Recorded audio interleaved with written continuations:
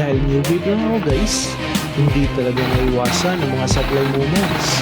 Makikita niyo sa video, tumitira ako banda sa 11 o'clock position kasi may nakita akong nakatago sa may kahoy.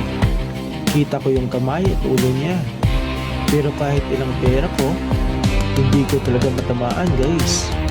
Ang mali ko dito, nagstay lang ako sa isang pwesto at paulit-ulit lang akong nagpapaputok.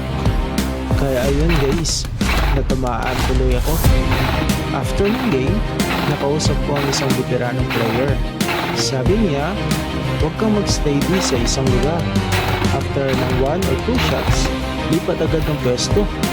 Kasi kapag hindi ka gumalaw, malalaman ng kalaban kung saan ka nakatago. Tama nga naman guys, kapag alam na nilang posisyon mo, ikaw na ang magiging target. So next time guys, lesson learned. Iwasan natin ang newbie mistakes na ito.